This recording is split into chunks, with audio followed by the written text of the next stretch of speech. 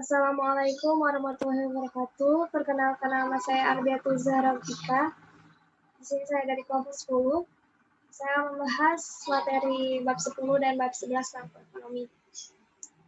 Untuk bab 10 mengenai pengangguran, inflasi, dan kebijakan pemerintah. Pengangguran dan inflasi merupakan dua masalah yang dihadapi setiap masyarakat. Masalah ini menimbulkan beberapa efek buruk bersifat ekonomi, politik, dan sosial. Untuk menghindarinya, berbagai kebijakan ekonomi perlu dijalankan. Nah, analisis pada kali ini menerangkan tentang bentuk-bentuk masalah pengangguran dan inflasi yang dihadapi suatu perekonomian dan bentuk kebijakan pemerintah yang dapat dijalankan. Untuk masalah pengangguran, ada dua jenis pengangguran, itu berdasarkan sumber atau penyebab dan berdasarkan ciri. Di sini ada berdasarkan sumber atau penyebab, yaitu ada pengangguran normal atau friksional, pengangguran siklikal, pengangguran struktural, dan pengangguran teknologi. Untuk pengangguran normal atau friksional, apabila dalam suatu ekonomi terdapat pengangguran sebanyak 2 atau 3% dari jumlah tenaga kerja, maka ekonomi itu sudah dipandang sebagai mencapai kesempatan penuh. Nah, ini disebut dengan pengangguran normal atau friksional.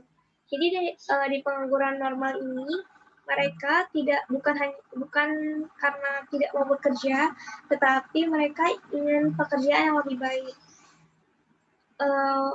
Misalkan banyak ya di sekeliling kita, bahkan kita juga pernah mendengar orang ingin bekerja yang enak, gajinya yang tinggi, padahal di depan dia ada lowongan pekerjaan. Tetapi dia nggak mau di situ, maunya yang lain, maunya yang lebih baik. Ini yang disebut dengan pengangguran normal. Lalu kedua ada pengangguran siklikal. Nah, pengangguran ini ditimbulkan dari akibat kemerosotan harga-harga komoditas. Ini tuh bisa kita asumsikan, contohnya perusahaan terjadi penurunan permintaan dari konsumen. Jadi dia kan sedang memproduksi tapi permintaannya menurun, tidak seperti biasanya. Kadang sampai berimbas pada kebangkrutan sebuah perusahaan. Nah, ini juga menimbulkan pengurangan atau pemberhentian pekerjaan. Nah, timbullah pengangguran. Ini yang disebut pengangguran siklikal. Pengangguran struktural. Ini pengangguran yang disebabkan oleh perubahan struktur kegiatan ekonomi. Ini pengangguran di jenis ini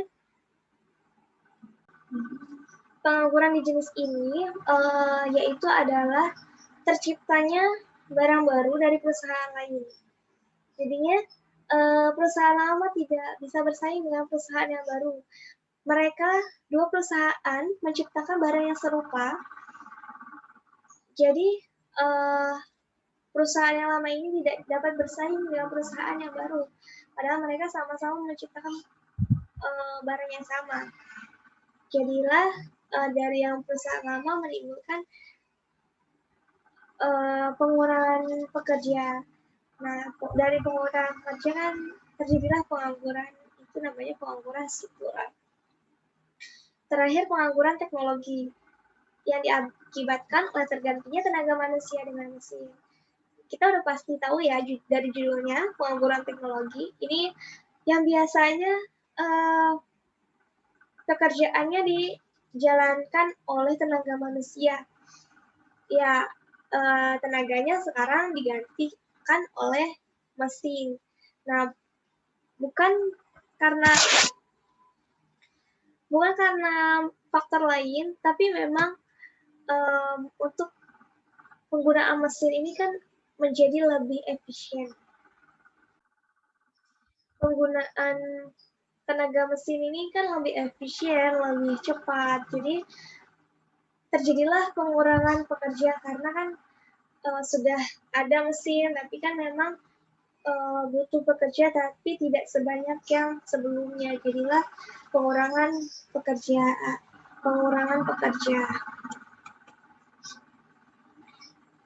Lalu yang kedua ada jenis pengangguran berdasarkan ciri. Ada 4, pengangguran terbuka, pengangguran tersembunyi, pengangguran bermusim, dan setengah menganggur. Yang pertama, pengangguran terbuka.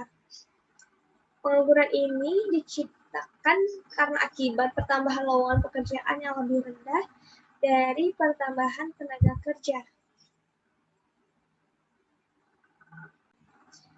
Pengangguran terbuka ini, mereka ini nggak kerja. Ini sama lah seperti yang sebelumnya, yang karena teknologi juga, jadi pengurangan pekerja. Jadi karena terjadilah pengurangan pekerja karena kemajuan teknologi. Yang kedua, pengangguran tersembunyi. Pengangguran yang kuantitasnya lebih banyak daripada yang diperlukan. Pengangguran ini golongan lebih terutama wujud di sektor pertanian atau jasa. Jadi pengangguran tersembunyi ini mereka tuh sebenarnya bekerja, tetapi tempat mereka bekerja itu banyak karyawan, banyak pekerja, dan job-jobnya yang mereka pegang itu tidak semuanya dapat. Jadi ada yang kerja, ada yang tidak. Jadi seperti itu pengangguran tersembunyi. Mereka bekerja di suatu perusahaan, tapi dia nggak kebagian job gitu. Untuk yang ketiga, pengangguran bermusim. Pengangguran didasarkan pada kegiatan yang seharusnya mereka lakukan, tapi tidak mereka lakukan karena faktor musim. Ini udah jelas karena bermusim ya, seperti petani. Petani nggak bisa bercocok tanam kalau di musim kemarau karena tanahnya kering. Jadi yang seharusnya mereka lakukan, tapi pada musim kemarau dia nggak bisa. Jadi itulah pengangguran bermusim. Yang keempat, setengah menganggur. Pengangguran ini dinamakan unemployment. Karena pengangguran yang digolongkan pada golongan ini, mereka mempunyai pekerjaan tetapi tidak sepenuh waktu. Nah, untuk setengah menganggur, itu mereka bekerja. Mereka bekerja di suatu pekerjaan, tetapi mereka nggak sepenuh waktu bekerja. Kita bisa contohkan di masa pandemi sekarang ya, yang seharusnya mereka bekerja 1 minggu 5 hari kerja, karena COVID saat ini mereka hanya bekerja 3-4 hari kerja selama 1 minggu. Jadi mereka nggak sepenuh waktu 1 minggu itu. Atau yang bekerja 1 hari, mereka bekerja hanya setengah hari, yang biasanya 1 hari. Itu setengah menganggur. Nah, untuk menghindari efek yang ditimbulkan, kebijakan pemerintah dalam mengatasi permasalahan ini diberlakukan. Ada 2 tujuan, ada bersifat ekonomi dan bersifat sosial dan politik. Untuk bersifat ekonomi ada menyediakan lowongan pekerjaan, udah jelas nih ya. Meningkatkan taraf kemakmuran masyarakat, memperbaiki pembagian pendapatan. Lalu tujuan bersifat sosial dan politik, meningkatkan kemakmuran keluarga dan kestabilan keluarga, menghindari masalah kejahatan, mewujudkan kestabilan politik.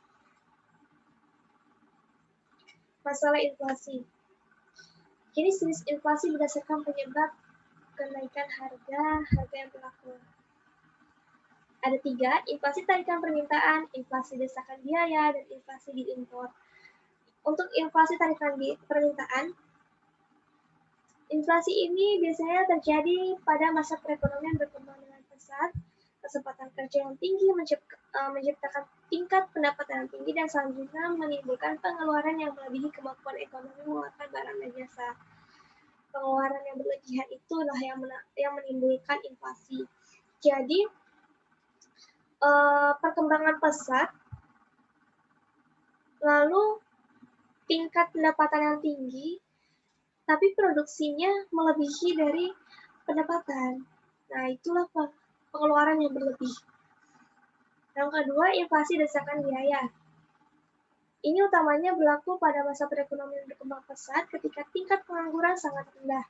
Apabila perusahaan masih menghadapi permintaan yang bertambah, Mereka akan berusaha menaikkan produksi dengan cara memberikan gaji dan upah yang lebih tinggi kepada pekerjaannya dan mencari pekerja baru dengan tawaran pembayaran yang lebih tinggi. Ini mengakibatkan biaya produksi meningkat dan akhirnya menyebabkan kenaikan harga berbagai barang. Karena mereka perekonomiannya berkembang pesat, terus permintaan yang bertambah, mereka pekerja juga menaikkan gaji dan upah dan akhirnya biaya produksi bertambah dan berimbas pada harga barang juga. Nah, inflasi diimpor. Inflasi dapat juga bersumber dari kenaikan harga-harga barang diimpor. Inflasi ini akan terwujud apabila barang-barang impor yang mengalami kenaikan harga mempunyai peranan penting dalam kegiatan pengeluaran perusahaan-perusahaan. Ya, ini udah jelas karena dia bersumber dari kenaikan harga-harga barang yang diimpor. Nah, ini ada sebelah kiri atas tarikan inflasi tarikan permintaan, inflasi desakan biaya, dan inflasi impor. Untuk inflasi tarikan permintaan, gambar sebelah kiri atas ini adalah inflasi tarikan permintaan, di mana AD1, AD2, dan AD3 ini adalah permintaan agregat. Nah, mulanya permintaan agregat adalah AD1. AD1, maka pendapatan nasionalnya Y1. Y1, nah sini AD1, pendapatan nasionalnya Y1. Lalu tingkat harganya adalah P1. P1. Perekonomian berkembang mendorong kenaikan permintaan agregat, yaitu naik dari AD1 naik di AD2. Akibatnya, pendapatan nasional pun berpindah pada YF. Tingkat harga pun ikut naik dari P1 menjadi PF, ya, menjadi PF. Ini berarti inflasi telah wujud. Apabila masyarakat tetap menambah pengeluarannya, nah permintaan agregat meningkat lagi dari AD2 menjadi AD3, lalu pendapatan nasional realnya ada pada Y2 dan tingkat harga menjadi P2. Nah, sebelah kanan ini ada inflasi desakan biaya. Ini inflasi desakan biaya di mana AD1, di mana AS1, AS2, dan AS3 adalah kurva penawaran agregat, di mana permintaan agregat mulanya keseimbangan ekonomi negara tercapai pada pendapatan nasional di Y1. Di Y1, yaitu pendapatan nasional pada kesempatan kerja penuh. Lalu, P1 ini adalah tingkat harga.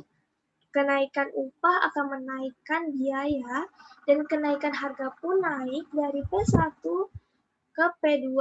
P1 ke P2.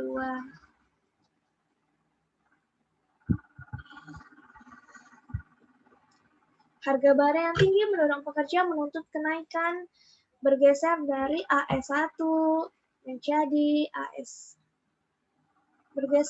AS2 menjadi AS3. Nah, semakin bertambah juga tingkat harga dan permintaan agregatnya. Dari permintaan agregat bertambah ke pendapatan nasional, tingkat harga pun naik. Yang bawah ada inflasi diimpor. Nah, ini adalah permintaan AD, ya. AD ini adalah permintaan agregat. dalam ekonomi. Yang mulanya penawaran agregat adalah S1.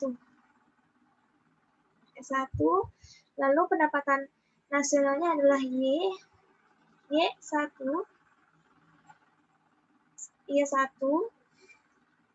maka pengangguran akan tinggi. Berada di B1. Nah, begitu juga AS, ya, di AS pendapatan nasionalnya akan berada di Y2 dan tingkat harga pun di P2. Ada efek buruk inflasi. Inflasi dan berkembang ekonomi, biaya yang terus naik menyebabkan kegiatan produktif sangat tidak menguntungkan. Maka pemilik modal biasanya lebih suka menggunakan uangnya untuk tujuan spekulasi. Antara lain tujuan ini dicapai dengan membeli harta tetap seperti tanah, rumah, dan bangunan. Oleh karena pengusaha lebih suka menjalankan kegiatan investasi yang bersifat seperti ini, investasi produktif akan berkurang dan tingkat kegiatan ekonomi menurun. Sebagai akibatnya, lebih banyak pengangguran akan wujud. Ini para pengusaha lebih suka menjalankan kegiatan investasi. Ini ada inflasi dan kemakmuran masyarakat. Ada inflasi akan menurunkan pendapatan real orang-orang yang berpendapatan tetap. Inflasi akan mengurangi nilai kekayaan yang berbentuk uang dan memperburuk pembagian kekayaan. Masalah pengangguran dan kebijakan fiskal. Kebijakan fiskal ialah kebijakan yang penting untuk mengatasi pengangguran. Melalui kebijakan fiskal, pengeluaran agregat bisa ditambah sehingga bisa meningkatkan pendapatan nasional dan tingkat pengangguran tenaga kerja. Dari sisi perpajakan, untuk mengatasi pengangguran, langkah yang akan dilaksanakan mengurangi pajak pendapatan, itu contohnya. Atau meningkatkan daya beli masyarakat guna membeli barang juga jasa, sehingga pengeluaran rumah tangga mengalami peningkatan. Dengan begitu kan pendapatan nasional akan menambah. Lalu masalah inflasi dan kebijakan pemerintah. Bentuk inflasi dibedakan menjadi dua, yaitu inflasi merayap dan masalah inflasi yang lebih serius, terutama apabila tingkatnya melebihi 5%. Dalam melihat dan menerangkan mengenai kebijakan pemerintah untuk mengatasi inflasi yang lebih serius dari inflasi merayap.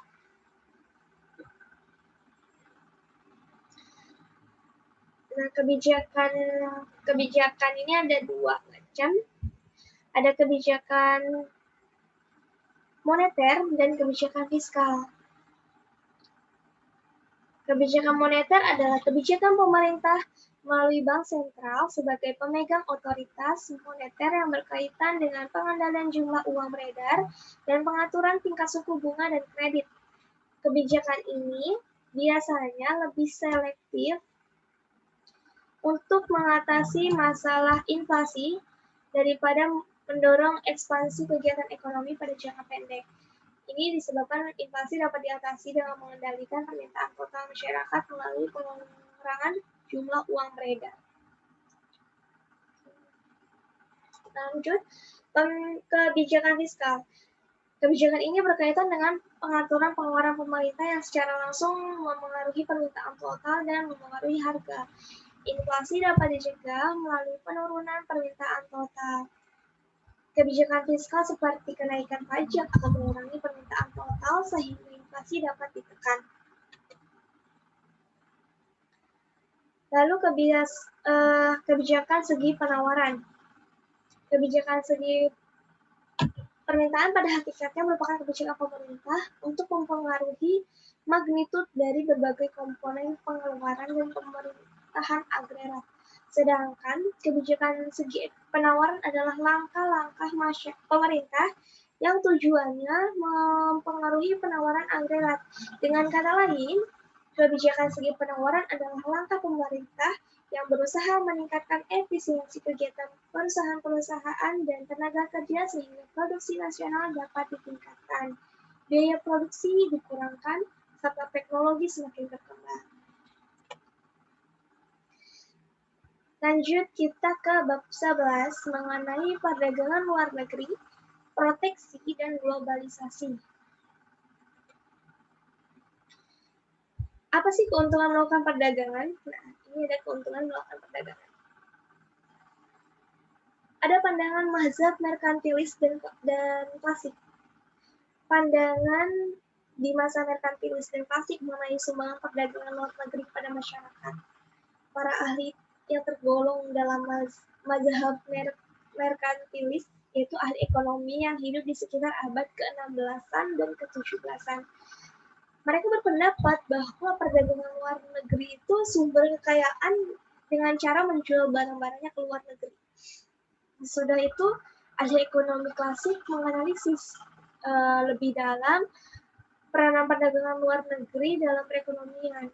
Nah, contoh misalnya David Ricardo telah mengemukakan pandangan yang lebih egois untuk menerangkan perlunya perdagangan luar negeri dalam mengembangkan suatu perekonomian. Teorinya adalah menerangkan mengenai keuntungan yang dapat diperoleh dari spesialisasi dan pandangan, merupakan teori yang hingga sekarang menjadi dasar kepada teori perdagangan luar negeri. Ada lagi menurut Sadono Sukirno pada bukunya Manfaat Perdagangan Internasional adalah sebagai berikut. Menjalin persahabatan antar negara, memperoleh barang yang tidak dapat diproduksi di negeri, memperoleh keuntungan dari spesialisasi, memperluas pasar dan menambah keuntungan serta transfer teknologi. Keuntungan dari spesialisasi. Adanya spesialisasi pasti ada keuntungannya. Nah, asumsi yang digunakan ini, keuntungan yang didapat dari pandangan luar negeri biasa digunakan dua cara, yaitu dengan menggunakan angka dan dengan menggunakan grafik. Diuraikan pada gambaran secara angka-angka mengenai keuntungan yang diperoleh dari pandangan luar negeri. Nah, dalam menunjukkan keuntungan perdagangan luar negeri dengan angka, ada dua gambaran akan dibuat, yaitu gambaran di mana masing-masing negara memiliki keuntungan mutlak dalam mengeluarkan suatu barang, dan di mana masing-masing negara memiliki keuntungan berbanding. Nah,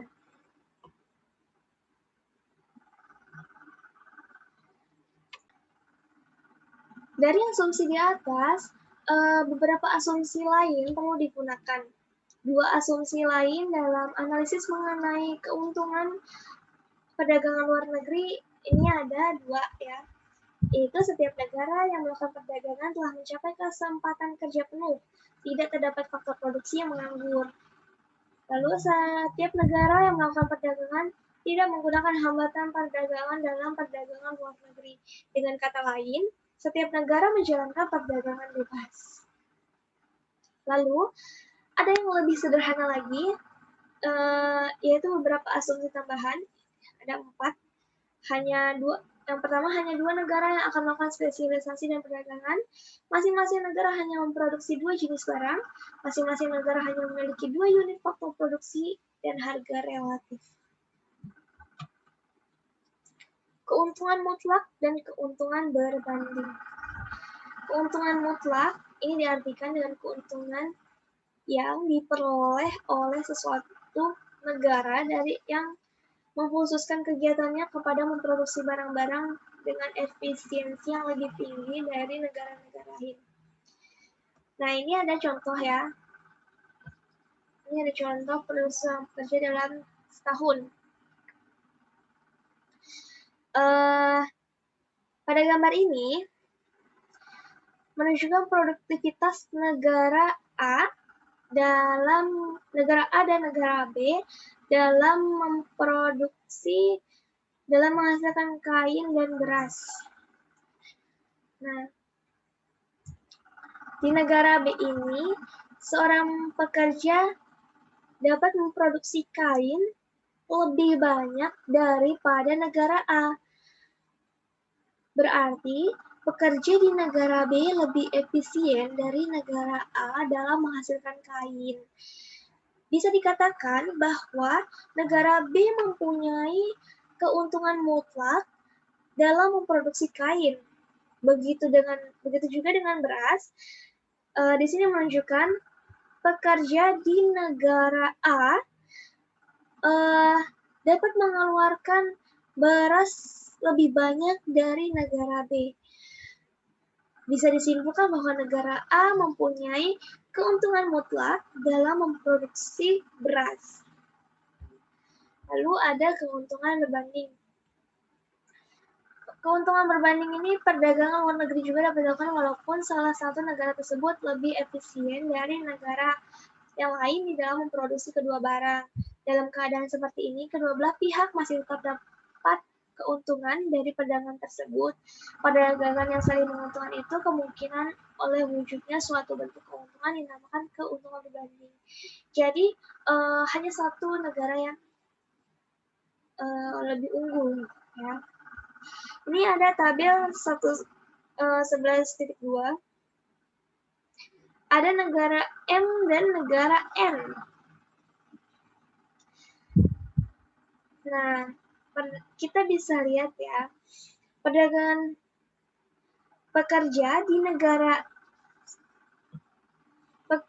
negara M lebih efisien dari perdagangan dari negara N dalam memproduksi kain dan beras. Nah, negara N ini lebih unggul dari negara N ya. Karena pekerja di negara itu dapat memproduksi lebih banyak kain dan lebih banyak beras daripada pekerja N. Namun keduanya bisa tetap melakukan perdagangan yang saling menguntungkan. Meskipun hanya salah satu yang lebih unggul, tapi kedua negara ini masih bisa melakukan perdagangan yang saling menguntungkan. Keuntungan perdagangan dalam grafik. Nah, ini. Secara grafik mengenai keuntungan dari perdagangan perlu diterangkan secara dua tahap. Yang pertama, dalam keadaan sebelum perdagangan dan ditunjukkan keadaan sesudah dilakukan perdagangan. Yang pertama, keadaan sebelum spesialisasi. Nah, di sini ada gambar. Dalam gambar 11.1 ditunjukkan kurva kemungkinan produksi untuk Prancis dan Kanada dalam memproduksi televisi dan radio. Kurva produksi yang ditunjukkan di gambar 11.1 adalah berbentuk garis lurus. Nah, ini garis lurus. Ini berarti pada tiap tingkat produksi harga relatif barang-barang adalah tetap, yaitu skala produksi bersifat berskala tetap, pengurangan produksi barang lain yaitu biaya penggantian opportunity cost yang harus dibuat untuk menambah produksi suatu barang adalah tetap besarnya pada setiap tahap produksi. Di gambar ini menunjukkan kurva kemungkinan produksi kita sebut ini Prancis dan Kanada. Ya. Dia memproduksi televisi dan radio. Ini di Prancis dan ini di Kanada ya. Nah, gambar yang ini menunjukkan kurva kemungkinan produksi untuk negara Prancis yang apabila seluruh faktor produksi digunakan untuk memproduksi radio, maka akan dihasilkan 120 unit radio. Sedangkan apabila yang diproduksinya adalah TV, maka ia akan menghasilkan 120.000 unit TV juga. Nah, ini berarti harga relatif di antara TV dan radio adalah satu radio sama dengan satu televisi. Jika diasumsikan penduduk Prancis menginginkan 60.000 TV, dan 60.000 radio. Maka tingkat produksi di Prancis adalah berada di titik A. Nah, sedangkan untuk gambar yang satunya, kemungkinan negara Kanada jika menggunakan seluruh faktor produksi di Prancis untuk memproduksi radio, maka akan menghasilkan 60.000 radio atau 30.000 TV. Berarti harga relatif kedua barang tersebut itu 2 radio sama dengan 1 televisi. Nah, sama kayak tadi, jika di Kanada akan diproduksi radio dan TV, tingkat produksinya adalah seperti yang ditunjukkan oleh P, yaitu 20.000 unit televisi dan 20.000 unit radio.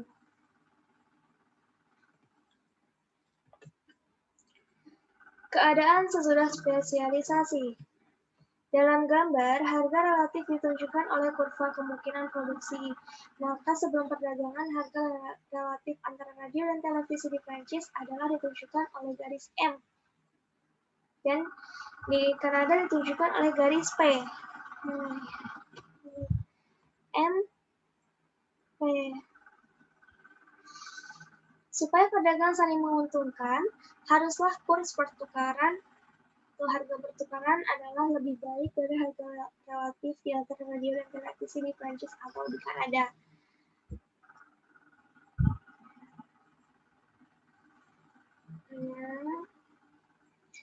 Nah, untuk melihat apakah suatu negara menikmati lebih banyak keuntungan dari perdagangan luar negeri atau ia menimbulkan efek menimbulkan efek buruk pada perekonomian negara, perlulah diperhatikan perubahan dalam syarat perdagangan negara tersebut.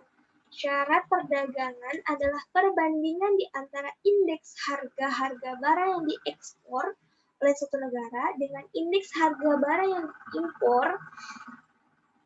Nah, dinyatakan dengan secara formula syarat perdagangan adalah, ini syarat perdagangannya sama dengan PX dibagi PM dikali 100. Yang mana PX ini adalah indeks harga barang yang diekspor dibagi PM, yang mana PM adalah indeks harga barang yang diimpor suatu negara, dan 100 ini adalah syarat perdagangan pada tahun dasar.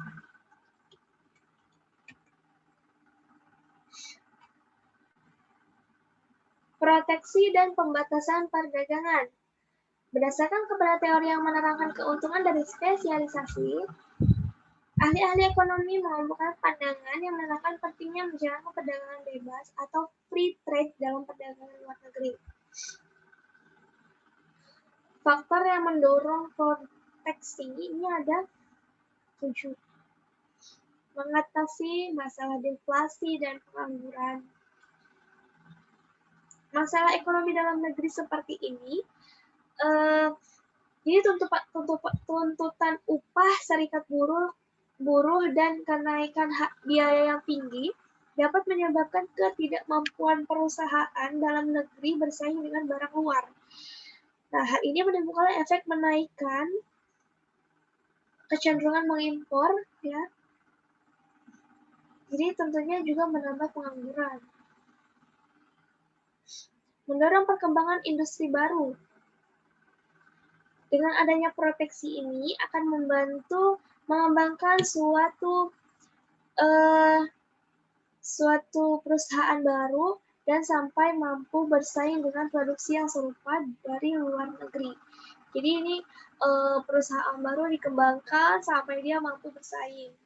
Yang ketiga, mendiversifikkan perekonomian. Tujuan yang ingin dicapai oleh negara berkembang. Umumnya kegiatan ekonomi dijalankan di sektor pertanian tradisional yang rendah produktivitasnya. Itu yang menyebabkan pendapatan masyarakat rendah. Nah, untuk menaikkan pendapatan tersebut yang rendah itu, maka dikukuhkanlah struktur ekonomi yang penting untuk memverifikasi kegiatan ekonomi, terutama mengembangkan sektor industri. Yang keempat, menghindari kemerosotan industri-industri tertentu. Tujuan ini dilakukan agar perusahaan yang memproduksi barang yang serupa tidak saling menjatuhkan atau tidak saling tumpang tindih ya. Dua perusahaan yang menghasilkan produk serupa akan tetap beroperasi. Yang kelima, memperbaiki neraca pembayaran.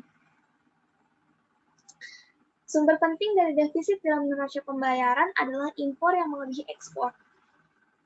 Mendorong ekspor adalah salah satu cara mengatasi masalah defisit neraca pembayaran. Jika gagal dan impor tetap melebihi ekspor, akan menjadi semakin buruk.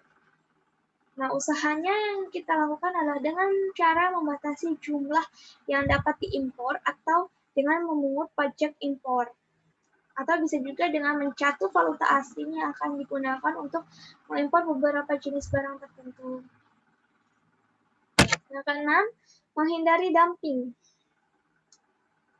Menghindari kelebihan atau kita bisa menyebut menghindari kapasitas produksi yang tidak dapat dinaikkan. 7. Menambah pendapatan pemerintah. Ini udah jelas ya, menambah pendapatan pemerintah, apalagi dari melalui barang-barang impor. Nah, di sini alat pembatasan perdagangan. Proteksi dan pembatasan perdagangan adalah kebijakan pemerintah dalam membatasi atau mengurangi barang-barang yang diimpor. Halangan perdagangan dapat dibedakan kepada 4 jenis. Ada tarif dan pajak impor, kuota pembatasan impor, hambatan perdagangan bukan tarif, terakhir pembatasan penggunaan valuta asing. Nah, ini materi terakhir ada globalisasi. Globalisasi dan pertumbuhan ekonomi. Globalisasi merupakan satu konsep yang sering dinyatakan orang pada masa ini, tetapi yang menyatakan dan membahasnya mempunyai pengertian yang berbeda mengenai konsep tersebut. Sebabnya adalah karena konsep tersebut berlaku di setiap bidang ekonomi, politik, kebudayaan, hubungan sosial, dan bahkan di bidang olahraga. Faktor yang mewujudkan globalisasi itu perkembangan politik dunia, peningkatan praktik perdagangan bebas, perkembangan perusahaan multinasional, perkembangan investasi portofolio di pasaran luar negeri, dan kemajuan teknologi dalam bidang informasi dan pengangkutan. Di globalisasi ada kebaikan dan keburukan yang ditimbulkan. Nah, kebaikan globalisasi ini peningkatan keterbukaan berbagai negara dalam menjalankan perdagangan luar negeri melalui pengurangan tarif atau pajak impor dan pajak ekspor dan menghambat perdagangan lain. Dalam menerima aliran investasi dalam bentuk penanaman modal, direct foreign investment, dan dalam menerima aliran modal keuangan untuk investasi portofolio. Diharapkan dapat mewujudkan kebaikan-kebaikan yang diterangkan di bawah ini. Produksi dunia dapat ditingkatkan, meningkatkan kemakmuran masyarakat dalam suatu negara, meluaskan pasar untuk hasil produksi dalam negeri, dapat memperoleh lebih banyak modal dan teknologi yang lebih baik, serta menyediakan dana tambahan untuk pembangunan ekonomi. Setiap ada kebaikan, pasti ada keburukan. Nah, ini ada keburukan globalisasi juga. Kritik-kritik terhadap globalisasi bersumber dari beberapa efek buruk yang mungkin ditimbulkan oleh globalisasi. Dalam uraian berikut ditunjukkan beberapa implikasi buruk globalisasi yang meningkatkan ketidakstabilan dalam kegiatan ekonomi dalam jangka pendek dan akan menimbulkan efek buruk kepada prospek pertumbuhan ekonomi yang dapat dicapai dalam jangka panjang. Itu ada bisa menghambat pertumbuhan sektor industri manufaktur, bisa memperburuk keadaan neraca pembayaran, sektor keuangan semakin tidak stabil, dan memperburuk prospek pertumbuhan ekonomi jangka panjang. Nah, dari uraian dari awal sampai akhir, dari bab 10 dalam perekonomian tertutup, dalam jangka pendek, pengangguran dan inflasi merupakan masalah ekonomi yang perlu dihadapi dan diatasi. Dalam sistem pasar bebas, kedua masalah ini tidak dapat dengan sendirinya diatasi. Kebijakan pemerintah perlu dilakukan. Sesuai dengan keperluan ini, dalam analisis makroekonomi perlu diperhatikan dengan lebih baik mengenai kedua masalah tersebut. Kebijakan pemerintah dalam mengatasi kedua masalah ini ada dua cara, yaitu melihat sumber dari wujud masalah tersebut dan berdasarkan ciri-cirinya. Untuk bab yang ke-11 adalah perdagangan luar negeri merupakan perdagangan yang kegiatannya benda di luar negeri. Dalam konteks ini, cara umum untuk menunjukkan beberapa keuntungan dari pandangan luar negeri dan secara spesifik dan lebih terperinci. Proteksi merupakan kebijakan perdagangan luar negeri yang dilakukan suatu negara yang pada dasarnya menghambat kemasukan berbagai jenis barang impor dengan menggunakan berbagai alat untuk masalah kebijakan perlindungan seperti pajak impor dan kuota dan hambatan buku tarif. Yang terakhir, globalisasi, yaitu adalah saling ketergantungan dalam keadaan dan kegiatan ekonomi di antara berbagai negara dari dunia. Cukup sekian dari presentasi saya. Kurang lebihnya mohon dimaafkan. Bila itu hidayah, wassalamualaikum warahmatullahi wabarakatuh.